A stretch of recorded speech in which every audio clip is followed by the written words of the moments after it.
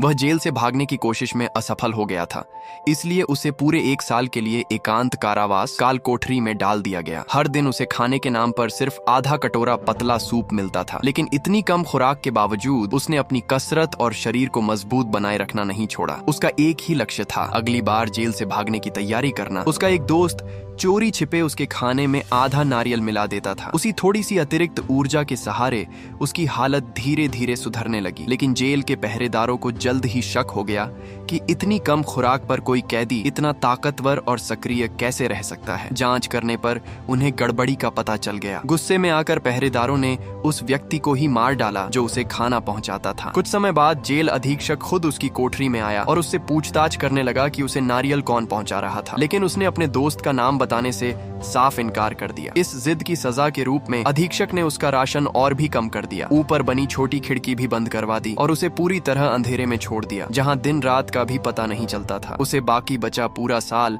उसी अंधेरी काल कोठरी में बिताना पड़ा। सामान्य इंसान ऐसी जगह कुछ दिनों में ही मानसिक संतुलन खो देता, लेकिन उसकी इच्छा शक्ति असाधारण थी। उसने हर कठिनाई झेल ली और आखिरकार एक दिन जेल से भागने में सफल हो गया। यह फिल्म पैपिलॉन एक सच्ची घटना पर आधारित है। बहुत से लोग इसे इतनी शानदार मानते हैं कि इसकी तुलना द शॉशैंक रिडेम्पशन जैसी प्रसिद्ध जेल फिल्मों से की जाती है। कहानी की शुरुआत में पैपिलॉन को कपड़े उतरवाकर अन्य कैदियों के साथ जेल भेजा जा रहा होता है। उसके पीछे खड़ा एक कैदी उसे बताता है कि सामने जो आदमी है वह करोड़पति है और उसके पेट के अंदर जरूर काफी पैसा छिपा हुआ होगा। जिस दिन से पैपिलॉन को सजा सुनाई गई थी, उसी दिन से उसके मन में सिर्फ एक ही जुनून था, जेल से भागना। और भागने के लिए पैसे सबसे जरूरी चीज थे। जब कैदियों को जहाज पर चढ़ाया गया, तब पैपिलॉन ने उस अमीर कैदी डेगा पर नजर रखनी शुरू कर दी। उसने जानबूझकर अपने सोने की जगह के पास एक खाली स्थान छोड़ दिया और फिर डेगा के पास पहुंचा, जो फर्श पर सिकुड़कर बैठने को मजबूर था। पैपिलॉन ने उससे कहा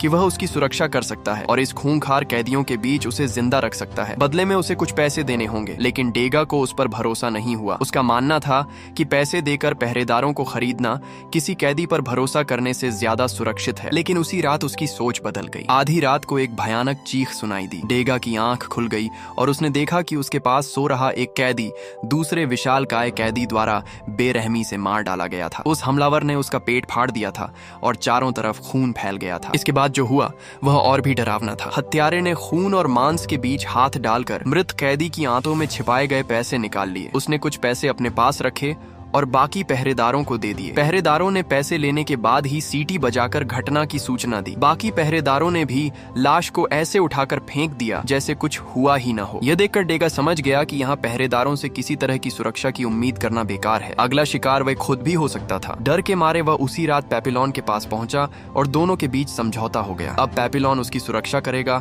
और बदले में डेगा उसे पैसे देगा। जैसा कि पैपिलॉन ने अनुमान लगाया था, लालच अभी खत्म नहीं हुआ था। रात को जब सभी सो रहे थे, एक खतरनाक कैदी चुपके से डेगा के बिस्तर की ओर बढ़ा, लेकिन पैपिलॉन पहले से तैयार था। उसने पीछे से बिजली की गति से हमला किया और अपनी बेहतरीन लड़ाकू क्षमता के दम पर उस हमलावर को मार डाला। इस घटना के बाद दोनों की साझेदारी और मजबूत हो गई। कुछ दिनों बाद जहाज समुद्र पार करके फ्रेंच गयाना की उस कुख्यात जेल कॉलोनी में पहुंच गया, जिसे दुनिया के सबसे भयावह दंड स्थलों में गिना जाता था। जब कैदियों को जहाज से उतारा जा रहा था, तभी पैपिलॉन के एक साथी कैदी ने अचानक ऊंचाई से छलांग लगा दी और जानबूझकर अपनी टांग तोड़ ली। वह दर्द से चिल्ला रहा था, लेकिन जब उसे स्ट्रेचर पर ले जाया जा रहा था, तब उसके चेहरे पर एक अजीब संतोष दिखाई दे रहा था। असल में वहां मौजूद हर कैदी जानता था कि इस जेल में पहुंचना लगभग मौत के मुंह में जाने जैसा है। ऐतिहासिक रिकॉर्ड के अनुसार लगभग 80,000 कैदियों को इस दंड कॉलोनी में भेजा गया था। उनमें से बहुत से लोग निर्दोष भी थे, लेकिन जो लोग जिंदा वापस लौट पाए उनकी संख्या 10% से भी कम थी। यह जगह बेहद गर्म,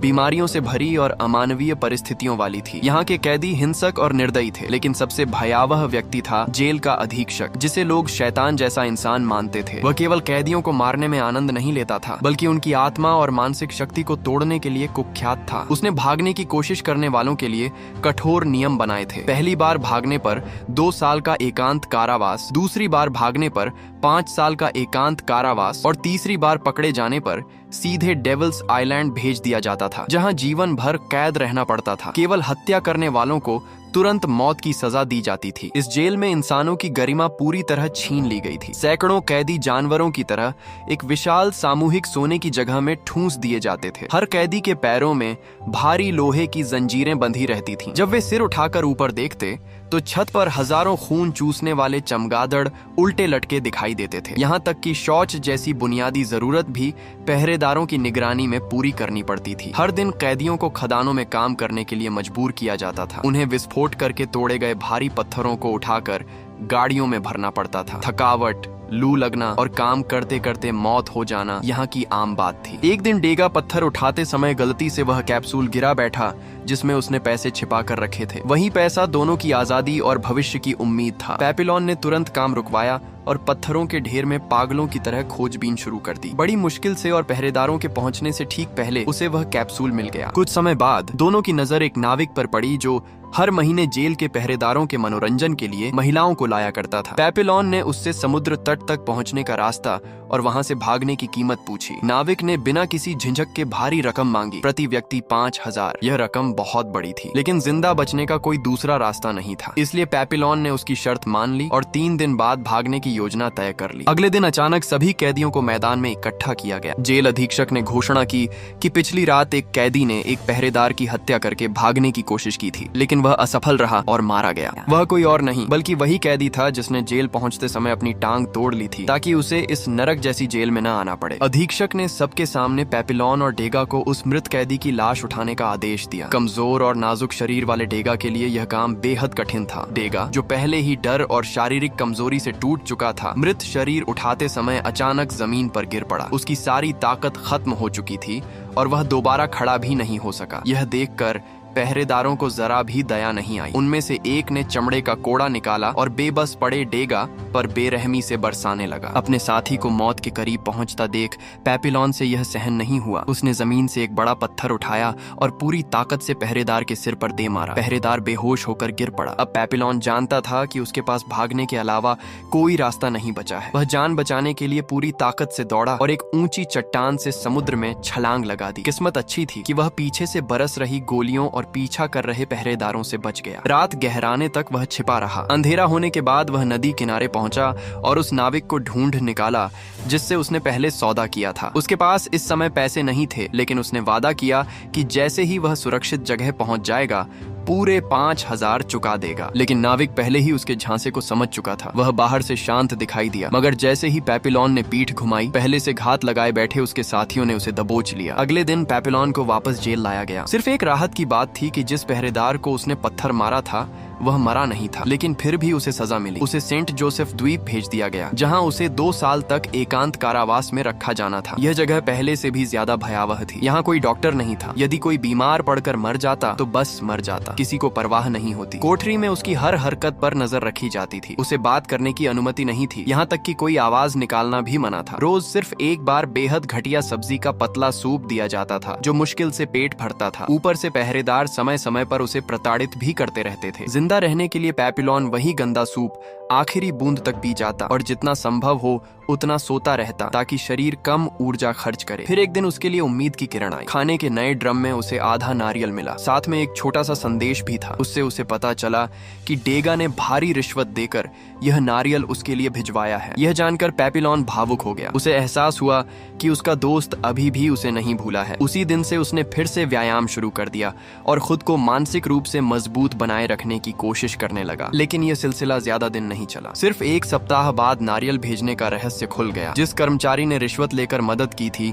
उसे वहीं पीट पीट कर मार डाला गया। मामला जेल अधीक्षक तक पहुंचा। उसने पेपिलोन को धमकी दी कि वह अपने साथी का नाम बताए, वरना उसका राशन और कम कर दिया जाएगा। लेकिन पेपिलोन ने एक बार फिर चुप्पी साध ली। इसके बाद उसकी हालत तेजी से बिगड़ने लगी। वह इतना दुबला हो गया कि उसकी हड्डियां साफ दिखाई देने लगी। हर महीने कैदियों को सिर बाहर निकालकर बाल कटवाने पड़ते थे। इस दौरान वह आसपास देखता कि कितने कैदी गायब हो चुके हैं, कितनों की कोठरी कोठरियां हमेशा के लिए बंद हो चुकी हैं। धीरे धीरे वह भावनाहीन और सुन्न होता जा रहा था। कुछ समय बाद जेल अधीक्षक उसके पास मांस का सूप लेकर आया, लेकिन पेपिलोन ने उसे पीने के बजाय अजीब हरकत की। उसने चम्मच में सूप भरकर अधीक्षक की ओर बढ़ा दिया, जैसे किसी बच्चे को खाना खिला रहा हो। अधीक्षक को लगा कि वह पागल हो चुका है। उसने तुरंत आदेश दिया कि कोठरी की छत पर मौजूद रोशनी का एकमात्र स्रोत भी बंद कर दिया जाए और पेपिलोन को पूरी तरह अंधेरे में रखा जाए। अब उससे प्रकाश भी छीन लिया गया। कई महीनों तक वह ऐसे अंधेरे में रहा जहां वास्तविकता और सपनों के बीच का अंतर मिटने लगा था। वह इतना कमजोर हो चुका था कि आत्महत्या करने की ताकत भी नहीं बची थी। धीरे धीरे उसे भ्रम दिखाई देने लगे। कभी उसे अपनी खूबसूरत पत्नी नजर आती, कभी डेगा जोकर की वेशभूषा में दिखाई देता, कभी उसे लगता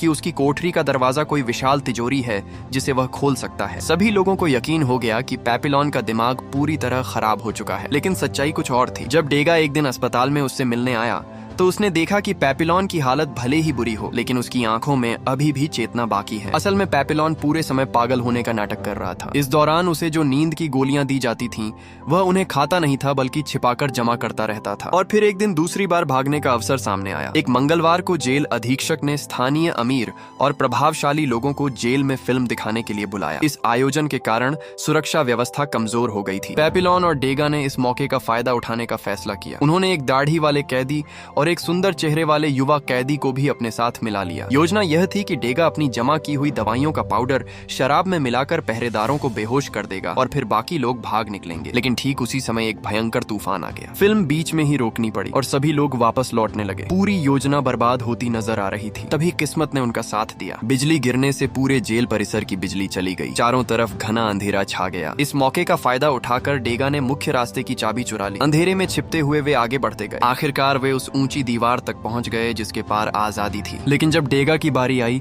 तभी बिजली वापस आ गई। अचानक फैली रोशनी में वह घबरा गया और नीचे कूदते समय उसका पैर बुरी तरह टूट गया। इसके बावजूद बाकी लोगों ने उसे छोड़ने से इनकार कर दिया। वे उसे उठाकर दौड़ते हुए नदी किनारे पहुंचे और छिपाए हुए पैसों से एक छोटी नाव खरीद ली। नाव नदी के बहाव के साथ आगे बढ़ने लगी। लेकिन कुछ घंटों बाद पता चला कि नाव में छेद है और उसमें पानी भर रहा है। दाढ़ी वाले कैदी ने सुझाव दिया कि डेगा को मारकर समुद्र में फेंक दिया जाए ताकि नाव का वजन कम हो सके। पेपिलोन ने तुरंत इसका विरोध किया। दोनों के बीच बहस शुरू हुई जो जल्द ही खूनी लड़ाई में बदल गई। संघर्ष के दौरान युवा कैदी समुद्र में जा गिरा। दूसरी ओर दाढ़ी वाले कैदी के पास चाकू था, इसलिए वह जल्दी ही पेपिलोन पर भारी पड़ने लगा। लग रहा था कि वह पेपिलोन का गला घोंटकर मार डालेगा। तभी डेगा ने जमीन पर पड़ा चाकू उठा लिया और अपने दोस्त को बचाने के लिए दाढ़ी वाले कैदी पर टूट पड़ा। गुस्से में उसने उसे बार बार चाकू मारा, यहाँ तक कि उसका शरीर छलनी हो गया। कुछ देर बाद पता चला कि समुद्र में गिरा युवा कैदी भी बच गया है। आखिरकार मरने वाला सिर्फ वही दाढ़ी वाला कैदी था जिसने झगड़ा शुरू किया था। लेकिन उनकी मुसीबतें अभी खत्म नहीं हुई थी। थोड़ी ही देर बाद एक भयंकर तूफान ने उनकी नाव को निगल लिया। जब पेपिलोन को होश आया तो उसने खुद को एक सुनसान द्वीप पर पाया जो जेल से ज्यादा दूर नहीं था। उनकी जान एक नन ने बचाई थी। उसने पेपिलोन को साफ शब्दों में कहा कि यदि वह यहाँ रुका रहा तो निश्चित रूप से पकड़ा जाएगा। उसे तुरंत निकल जाना चाहिए। लेकिन टूटी टांग वाले डेगा ने अब भागते रहने से तंग आकर वहीं रहने का फैसला कर लिया। युवा कैदी भी उसके साथ रुक गया। मजबूर होकर पेपिलोन अकेला आगे बढ़ गया। लेकिन वह ज्यादा दूर नहीं पहुंच पाया था कि उसने देखा जेल के पहरेदारों की गाड़ियां उनकी ओर बढ़ रही हैं। वह तुरंत वापस दौड़ा ताकि डेगा को भी साथ लेकर भाग सके, मगर अब बहुत देर हो चुकी थी। पहरेदारों ने पहुंचते ही युवा कैदी को गोली मार दी और पेपिलोन तथा डेगा दोनों को पकड़ लिया। सबसे बड़ा झटका तब लगा जब उन्हें पता चला कि उनकी शिकायत उसी नन ने की थी जिसने उनकी जान बचाई थी। दूसरी बार भागने की सजा 5 साल का एकांत कारावास थी। अब पेपिलोन का शरीर पूरी तरह टूट चुका था। उसके बाल सफेद होने लगे थे और वह किसी बूढ़े बीमार आदमी जैसा दिखने लगा था। जेल अधीक्षक भी हैरान था कि इतनी यातनाएं सहने के बाद भी वह जिंदा कैसे है। जब उसकी आत्मा नहीं टूटी तो अधीक्षक ने तय किया कि अब उसके शरीर को ही खत्म कर दिया जाए। इसीलिए पेपिलोन को दुनिया की सबसे खौफनाक जेलों में से एक डेविल्स आइलैंड भेज दिया गया। चारों तरफ उफनता समुद्र था। खाने पीने का सामान केवल जहाजों के जरिए पहुंचता था। यह ऐसी जगह थी जहां से भाग निकलना लगभग असंभव माना जाता था। डेविल्स आइलैंड ऐसी जगह थी जहां ऊंची दीवारों और हथियारबंद पहरेदारों की भी ज्यादा जरूरत नहीं पड़ती थी। यहाँ की असली सुरक्षा प्रकृति खुद थी। चारों ओर उफनता हुआ समुद्र, भयंकर धाराएं और शार्क मछलियां किसी भी कैदी के लिए मौत का फरमान थी। जो भी भागने की कोशिश करता वह या तो समुद्र में डूब जाता या फिर शार्क का शिकार बन जाता। लेकिन पेपिलोन अब तक इतनी यातनाएं झेल चुका था कि उसके भीतर का हौसला टूटने के बजाय और मजबूत हो गया था। हर दिन वह घंटों समुद्र को निहारता रहता। वह लहरों की दिशा, ज्वार भाटा और समुद्री धाराओं का बारीकी से अध्ययन करता था। दूसरे कैदियों को लगता था कि वह बस खाली बैठा रहता है, लेकिन उसके दिमाग में एक नई योजना आकार ले रही थी। कई महीनों तक लगातार निरीक्षण करने के बाद उसने एक महत्वपूर्ण बात नोटिस की। उसने देखा कि समुद्र की कुछ विशेष लहरें और धाराएं किनारे की ओर लौटने के बजाय बाहर गहरे समुद्र की ओर बहती हैं। पेपिलोन ने अनुमान लगाया कि यदि सही समय पर समुद्र में छलांग लगाई जाए तो ये धाराएं इंसान को वापस किनारे पर नहीं फेंकेंगी, बल्कि दूर खुले समुद्र की ओर ले जाएंगी, जहां से वह मुख्य समुद्री धारा तक पहुंच सकता है। उसने इस सिद्धांत को अपनी आखिरी उम्मीद बना लिया। पेपिलोन और डेगा ने मिलकर पुराने फटे हुए बोरों और नारियल के खोलों से एक अस्थायी बेड़ा तैयार किया। उनके पास कोई और साधन नहीं था, इसलिए जो भी सामग्री उपलब्ध थी उसी से उन्होंने अपनी जान बचाने का रास्ता बनाने की कोशिश की। आखिर वह दिन आ गया जब उन्हें समुद्र में उतरना था, लेकिन अंतिम क्षणों में डेगा का मन बदल गया। वर्षों की कैद, टूटे हुए शरीर और लगातार असफलताओं ने उसकी इच्छा शक्ति को खत्म कर दिया था। उसे अब आजादी की उम्मीद से ज्यादा सुरक्षित कैद पसंद आने लगी थी। उसने फैसला किया कि वह अब और जोखिम नहीं उठाएगा। पेपिलोन ने अपने पुराने दोस्त को गले लगाया। दोनों ने साथ मिलकर अनगिनत कठिनाइयां झेली थी। उन्होंने एक दूसरे की जान बचाई थी, एक दूसरे के लिए यातनाएं सही थीं, लेकिन अब उनकी राहें अलग होने वाली थीं। भावुक विदाई के बाद पेपिलोन ने बिना पीछे देखे समुद्र में छलांग लगा दी। इसके बाद शुरू हुआ उसकी जिंदगी का सबसे खतरनाक सफर। लगातार 36 घंटों तक वह समुद्र की विशाल लहरों और धाराओं के भरोसे बहता रहा। कभी लगता कि वह डूब जाएगा, कभी शार्क का डर सताता, तो कभी थकान से उसका शरीर जवाब देने लगता। लेकिन किस्मत इस बार उसके साथ थी। 36 घंटे की भयानक समुद्री यात्रा के बाद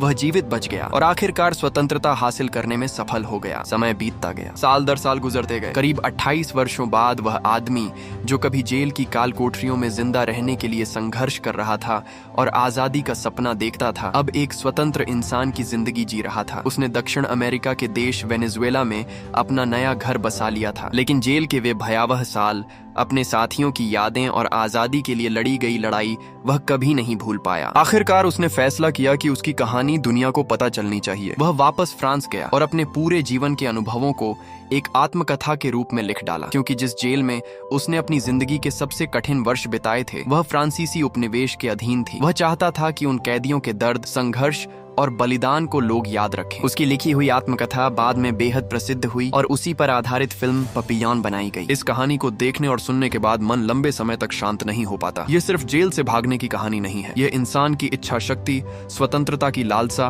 और कभी हार न मानने वाले जज्बे की कहानी है। पेपिलोन ने हर बार असंभव लगने वाली परिस्थितियों में भी उम्मीद नहीं छोड़ी। उसने भूख, अकेलापन, अंधेरा, यातना, विश्वासघात और मौत के डर का सामना किया, लेकिन अपने सपने से पीछे नहीं हटा। दूसरी ओर डेगा का चरित्र हमें एक अलग सच दिखाता है। हर इंसान की सहन शक्ति की एक सीमा होती है। कभी कभी लोग लड़ते लड़ते थक जाते हैं और हालात से समझौता कर लेते हैं। शायद यही वजह है कि यह कहानी आज भी लोगों को सोचने पर मजबूर करती है। हम में से अधिकांश लोगों को पेपिलोन जैसी भयावह परिस्थितियों का सामना नहीं करना पड़ेगा, लेकिन हर इंसान अपनी जिंदगी में किसी न किसी तरह के कैद खाने में फंसा होता है। डर, असफलता, गरीबी, मजबूरियां या फिर अपने ही संदेहों के बीच। तब सवाल यह उठता है कि जब हम अपने जीवन के ऐसे बंधनों का सामना करें तो क्या हम पेपिलोन की तरह आखिरी सांस तक संघर्ष करेंगे, या फिर डेगा की तरह हालात से समझौता करके उसी में संतोष ढूंढ लेंगे? कमेंट में जरूर बताना। और यहीं पर यह मूवी समाप्त हो जाती है।